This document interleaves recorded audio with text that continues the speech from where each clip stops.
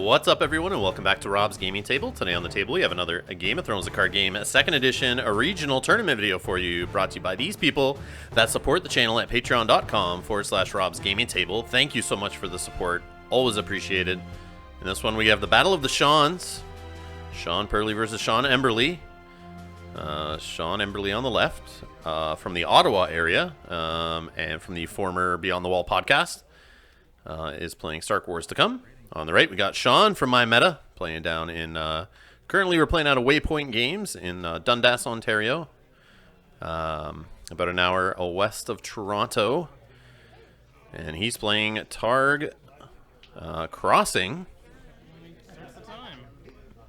And from what I understand, it's looking to capitalize on power challenges, gaining power, just trying to rush the crossing, the usual crossing, plan of winning by winning quickly.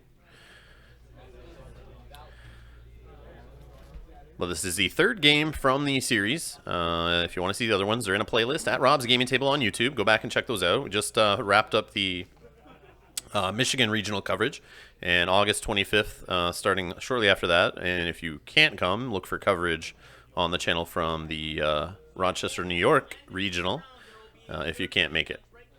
So we got Hodor, we got Jory Cassell, and Great Hall set up on the left. On the right, we got Ser Jorah Mormont, a raiding Khalasar, and it looks like an Illyrio's estate for setup on the crossing side for the Targ player. I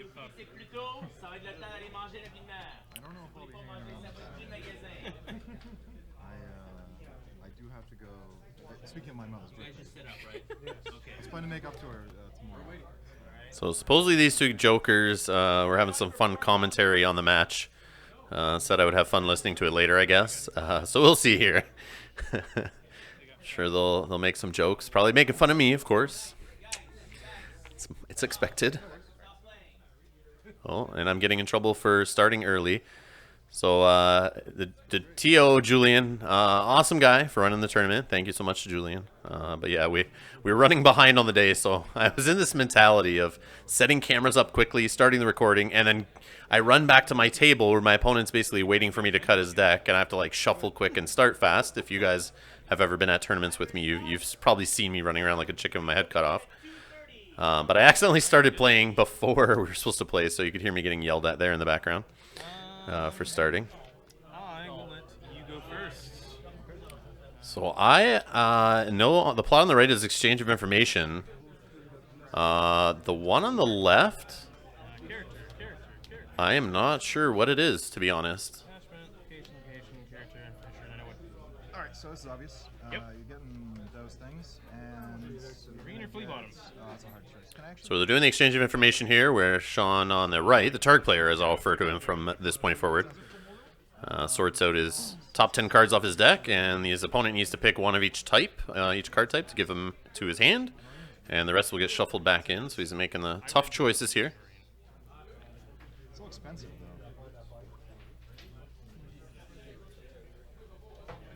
I got other shenanigans in this next time. Don't worry. I'm not worried.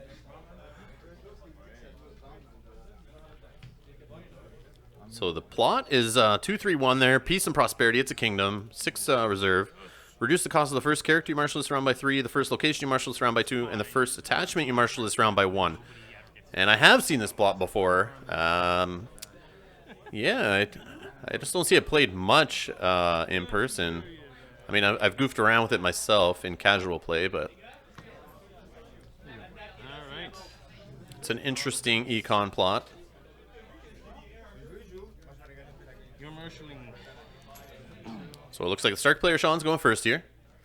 He's collected his 2 gold. He's got a great haul. Not much economy to start with, but again, he's got that ability on the plot card. So first character by 3, first location by 2, first attachment by 1.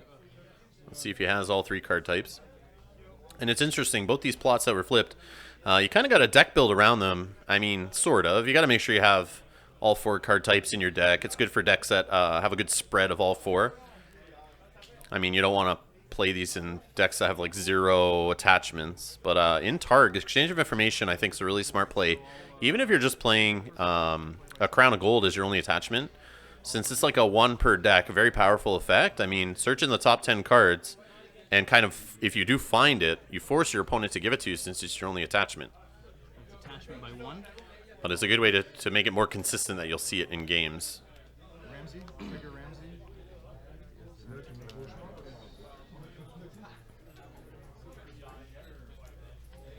So we have a Ramsey Snow coming in there, and Hodor is getting sacked, and so is Sir Jorah Mormont. Ramsey's going to come back, generate 5 gold there. So something else can be marshaled. We can see Ramsey come into play next round, possibly.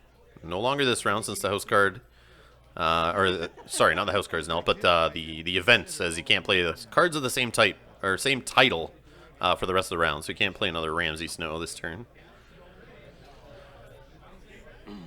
But yeah, back to exchange of information. Just thinking out loud here. So you could play building orders, and that helps you get a location or attachment. But I mean, that I think is 4 gold, and this has only 3. But I mean, you have the possibility of getting 4 cards, and in most play, I never see it really go below 2.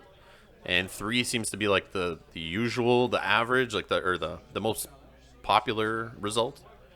But I have seen 4 hit quite often. If you have a good spread in the deck, you got quite a few attachments, events, and locations, like an even spread of those. That's a pretty good call. The only problem is giving your opponent information, and that is still, the jury's still out on that one. I'm not sure if that's a smart play. Counting coppers might be better there just to get cards that are, you know, secretly in hand. So your opponent can give you garbage, and they know what it is. So we got Lannisport merchants just flying out like crazy over here. Not Lannisport merchants, Targaryen loyalists.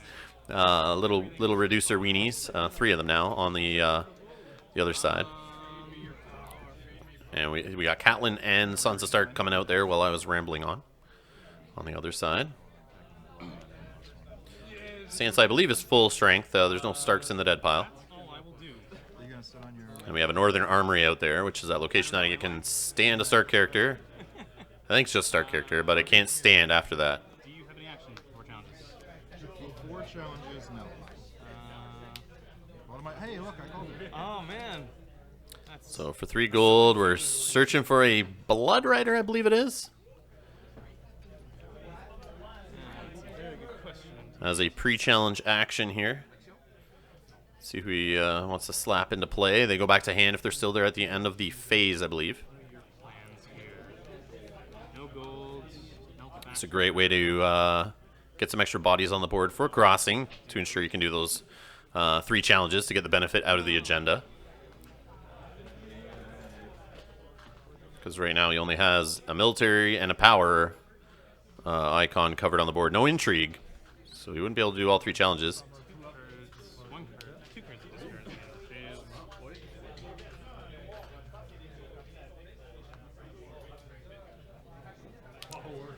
And it's going to be Kotho. It's a great one to go back to hand, because then you can chuck 2 Targ cards to put it back into play. And we see Sean's good at putting the event under the character there to remind himself that he's going to go. Remind both players, actually, and me watching, and all you watching. Very helpful. But no, it's not going to confuse me. It's awesome. Screw you, Sean. But yeah, so it's good putting it there. He does that when we play casually too, so it helps everyone remember. It's playing honest, you know? So you don't have those awkward situations where like you're, you know, into the next round or whatever, and it's like, wait, that guy wasn't supposed to be there. So take note. The only problem is, though, it's not in the discard pile, but right now there's like no Isle of Ravens on the board or anything that really refers to size of discard pile. It's the only time I would see that being an issue. I usually just pop a token on characters like that we have to remember something later. Similar to like how we've all done it from the start with Calm Over Westeros plot. Putting a token on there to remember later in the challenge phase which claim is reduced. I think I have an idea what's going on. All right. We'll see. We'll see if I actually... So Mr. Emberly is ready here, the Stark player, for his challenges after a quick little nap there. And he completely passes after touching his characters there. Sounds like an idea.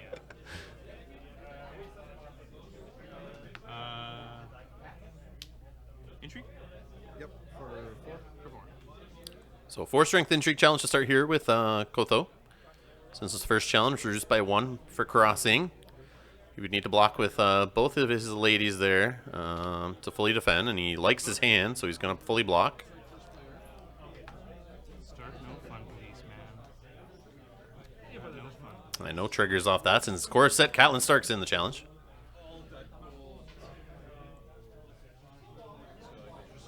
Military? And now military is strength 6. Yep.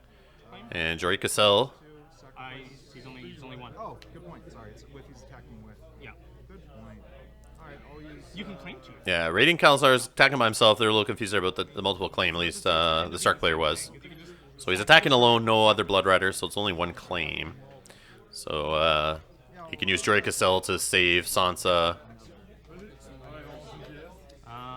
then a power of 3. And a 3 strength power challenge here with the Targ Loyalist getting a 2 bump off the agenda, and we have a debate here on the Northern Armor using it already just for defense. And that would totally lock out the Targ player from getting any power this round. Crossing from the claim. But he does let it go unopposed. And that dominance action. And for dominance, he's just going to throw Kotho right back out there, since he probably has to chuck some cards for taxation. Gets Missandei out there.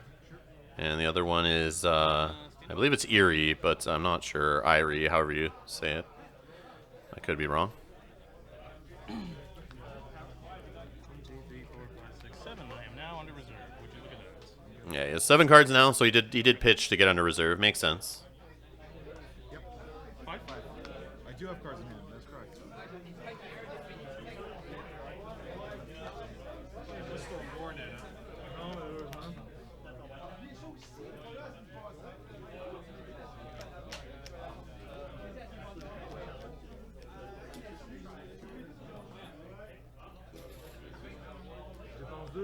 All good? So heads on spikes for the crossing player here, and on the Stark side we got a Wildfire Assault to thin the board out that just got kind of wide there at the end, but it's just basically going to shred 3 Targaryen Loyalists into the Wildfire. Wildfire first, All right. and then trigger heads. And those 3. I'll save these 2. Hit me. So let's see what the heads on spikes hit is. And it's not Ramsay Snow, it's a Winterfell though. That's not a bad hit. All right. Not a bad hit at all, but not Ramsay Snow. That's what the Targ player wanted, I'm sure. Any character actually would have helped him get a couple power there to help speed up his deck here.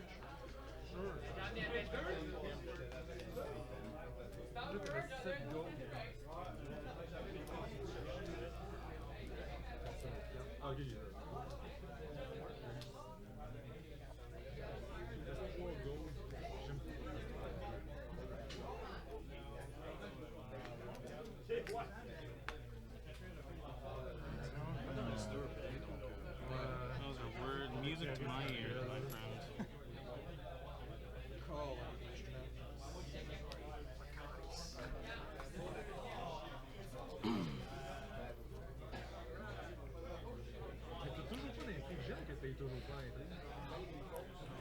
So it looks like the Stark player is first. He's Neltic's Great Hall there. And he's going to drop 7 costs. Robb Stark into play. Very interesting. I mean, we just saw Robb Stark in the last video in a different player's deck. Not the Robb Stark you see usually in Stark decks. Quite impressed, buddy. That King trade, I mean, you know, it's gone up in stock with King of the North in a lot of decks. Speaking of King, we have a King Targaryen, or Viserys Targaryen across the board now. And a Dothraki Sea marshaled out there, along with a Flea Bottom. I don't know. That is Erie on top. And saves a gold on the Targ side. And I have Jorah in there as well. Oh, it's G-Key. G-Qui. She's the one discard a card from hand. Not Erie or Irie or... I think it's, yeah, choose participating? Yeah, have participating Lord or Lady here. Okay. You gain power. Any actions or challenges? Nope. So as a pre-challenge action, we have Ser Jorah Mormont jumping into play from the Flea Bottom.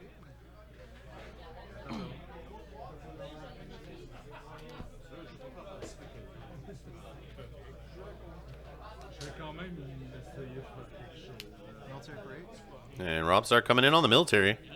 Oh, sorry, you control a king, correct? I control a king. That does not change. That's just his ability. That's just his ability, yeah. So I'm thinking of Balin. His abilities. Yeah. Not him. Yeah, so just discussing there, the Rob Stark's ability only affects non-king characters. Can't have you deny. And you might as well attack with Rob Stark here, since you can't really be aggressive. You can't really save him for defense. Too much military across the board, but I think his ability works just in general on military challenges. So let's check just to make sure.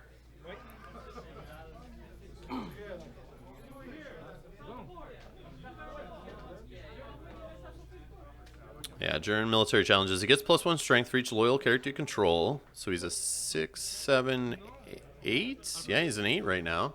No defenders declared on this one. He has the action while he's participating in a military challenge. Choose a participating non-king character, stand him and remove him from the challenge. So, and he gets a renown on that one, unopposed. Claim was I'm sure I know he's Dupoff Kotho, I guess there.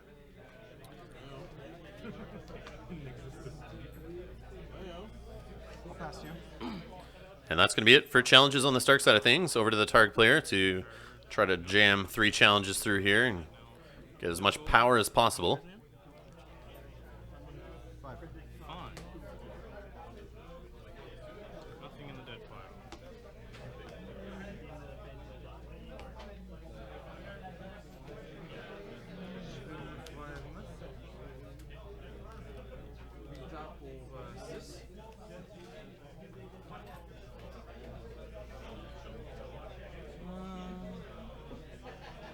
Military of 11. So 11 strength military coming in here with Quotho and the raiding Khalasar. So it is going to be 2 claim. We got Northern Armory standing up Rob Stark. He's currently 8 strength. Yes, he is. So I'll oppose. Sure. And we got Rob blocking here for 8. Send the non-king, restand them. Yep. I'll restand. So he's going to use Rob Stark's ability here to remove one of them from the challenge and stand him back up. Let me actually figure out when I'm going to restand before I restand. I think it, actually that makes sense. Has to be participating, right? Yes, sir.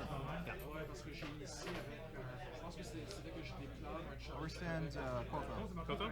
So Quotho's the target of Rob Stark's ability there. Non-king, standing back up, moving from the challenge. Get a renown. And Rob Stark gets a renown on the defense, successfully defended.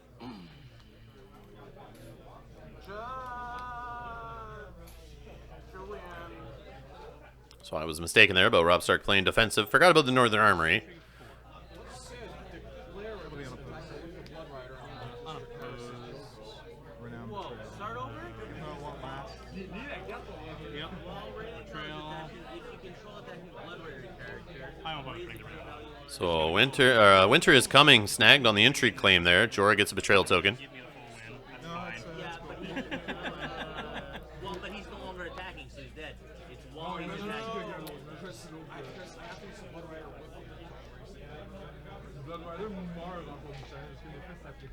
Mais non, parce qu'il he's no longer attacking. Mais il est encore là, c'est l'autre qui est là. How is he attacking if he's dead? Well, Power you said your of Karis. 7. Oh, sorry, 7, of course. So 7 strength power challenge. Undefend. You're attacking Are you? both of these, or And fully blocked by 8 strength on the other side.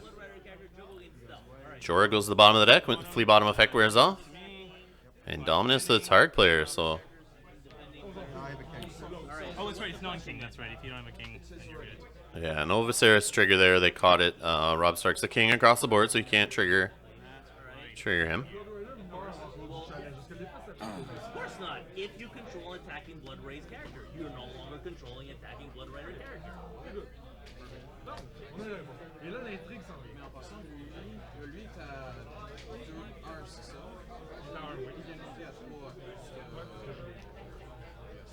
Just reading King Viserys Targaryen here. While Viserys Targaryen is attacking, each king character must be declared as a defender if able. Interrupt when dominance phase ends. If no opponent controls a king character, he gains a power.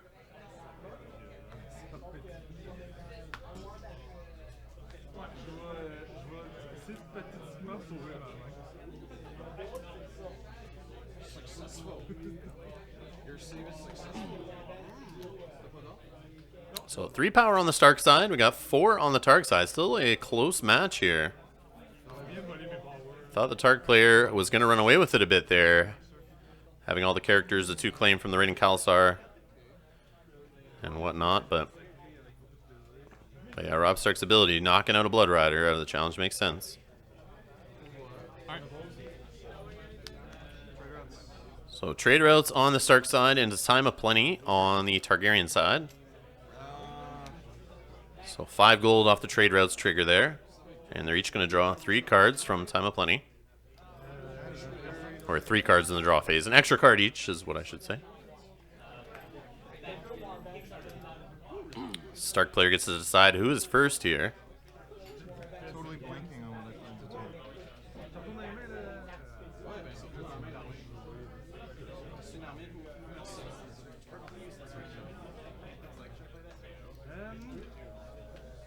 I'll play first. Sure. Draw 3. And it sounds like the Stark player has chosen himself to go first.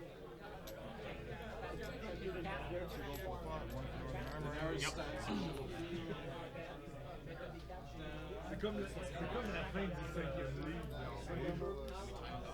Ouais, c'est ça.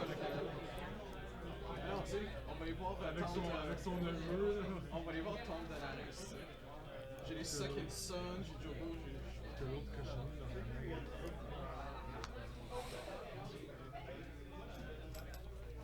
You spend 5. So 5 gold to get Ramsey Snow out there. Targ player expected it. Sacked Masandi right away. Card and get Iron 5 gold back. 5 gold back. And he's going to return back to hand. Another Iron Bank has us do there.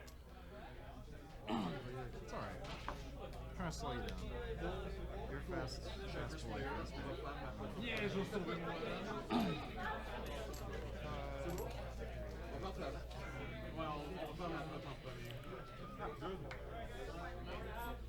Does he have to be participating to do his action? Yeah. Okay. Well, Rob is participating.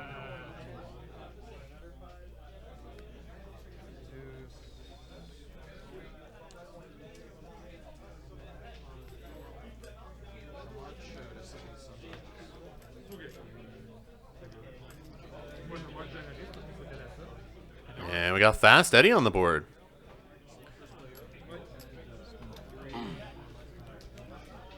And Summer hits play. Oh. Can you return anyone? What's he got in the discard pile there? Oh, no targets, I guess. Just getting a body in play and saving a gold over to the Targ player for his marshalling. I'll kneel this for Plaza of Pride. And Plaza Pride out there, another key card to the Targ crossing strategy. Help stand a character and seed the discard pile for Flea Bottom. I'll keep one. I'm gonna read Silver Steed again. Yep. So we're gonna look up Silver Steed here because I don't remember exactly what it does. So Dothraki character or Daenerys Targaryen only you can attach to, and while a character is participating in a power challenge, it gains renown. And it has a reaction after the attached character gains power using renown. Sacrifice Silver Steed, you may do an additional power challenge this phase, which is pretty good. Extra way to get another challenge in for crossing, just another way to get more power. And we got Jeequee jumping into play there off of the Flea Bottom.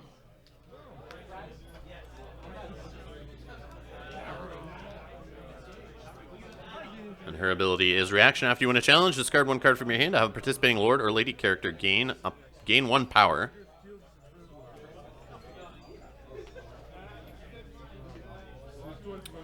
Some more sneaky power gain here. Joe against stealth while you control the Blood Rider, correct? Correct. So yeah, Jogo does have stealth. Kotho is out on the board, another Blood Rider. Nobody in the opponent's discard or dead pile, sorry, to give Jogo extra strength.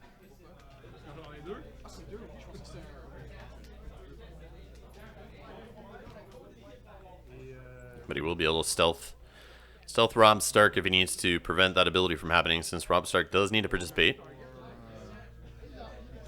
11 plus Ah, ben oui. 3, Je vais remercier ton intrigue. 14. So it sounds like 14 strength military challenge. Rob Stark getting the buff off the loyal characters. So 14 strength military. 1 gold.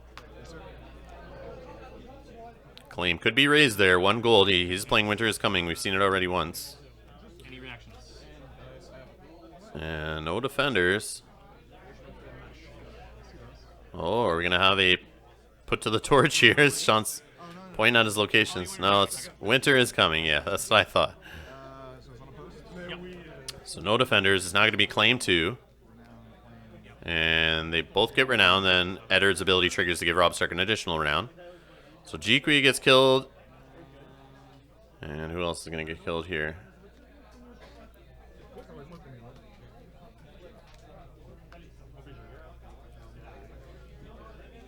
I don't know if he grabbed another. Oh, he's debating on the second claim, it looks like.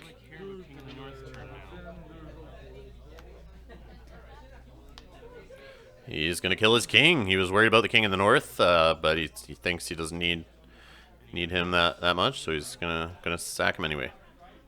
Or kill him. Board a claim. See if the Stark player has any more challenges, but he has thinned out the Targ board quite a bit, but again, Plaza Prize going to get some extra actions out of a character there, some extra challenges. Fleet bomb's already been used though. No gold on the Targ side. Power? So a power with Catelyn Stark. No defenders on that.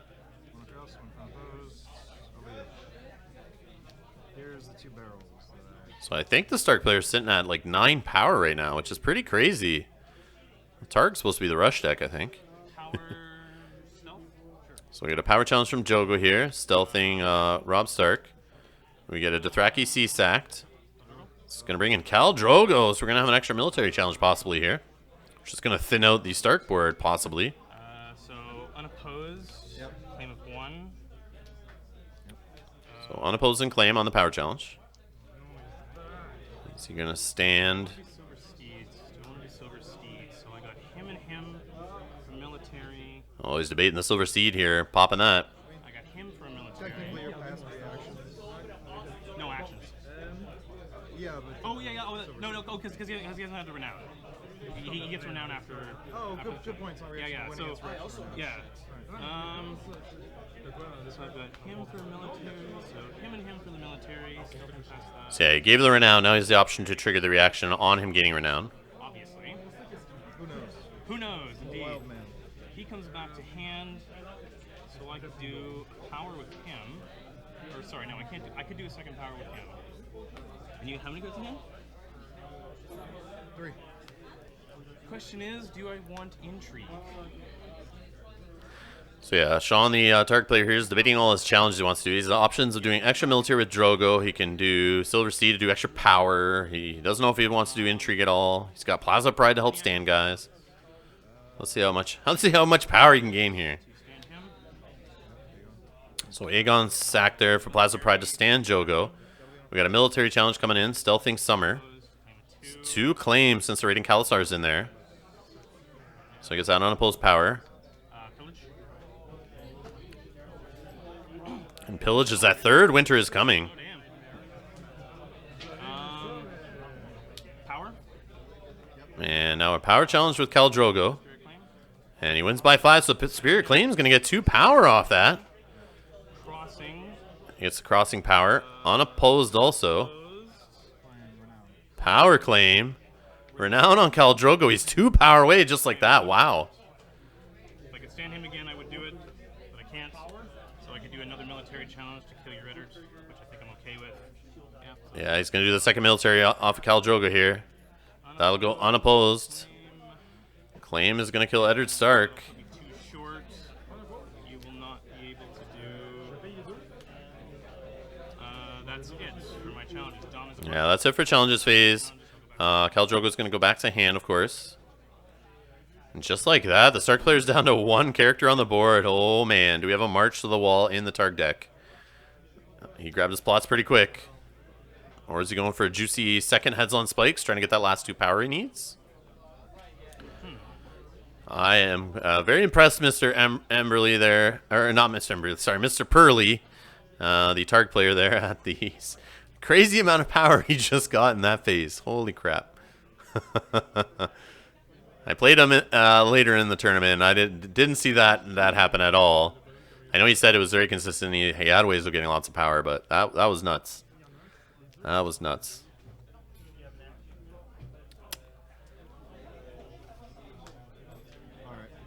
All good. So King in the North turn. That's what the Targ player was worried about, but here it is. Going to stop triggers when you don't have a king off your character's locations and attachments. And on the other side, we have a Song of Summer, giving a +1 bump to all the characters on the Targ side. And the Targ player did win initiative, so he's going first here. He just wants to try to get his challenges in first and maybe close it out here before the Stark player can go. So a dupe on Rob Stark. No March to the Wall happened.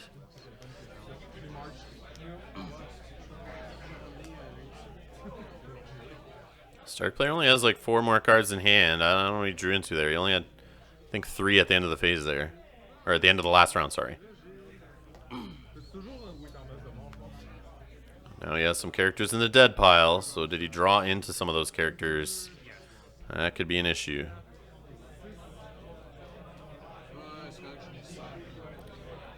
But yeah, I think definitely going aggressive there in that last round very much so hurt the Stark player. I mean, he did get up to like 9 power there, which was pretty impressive, but he just let the Targ player do whatever he wanted with a fully knelt board, and that's not something you want to do against Rush deck, I guess. But then again, at some point you can't just sit there and be defensive all day, right? You gotta try to race the crossing deck. He's doing a good job at controlling though, and whittling the board down, but the tables have turned there. With only 1 Stark character on the board. I think he's debating a Ramsay Snow, which would just get rid of 1 character on the Targ board. But then you'd have to sack probably Ramsay Snow, which just leaves you with Rob Stark alone.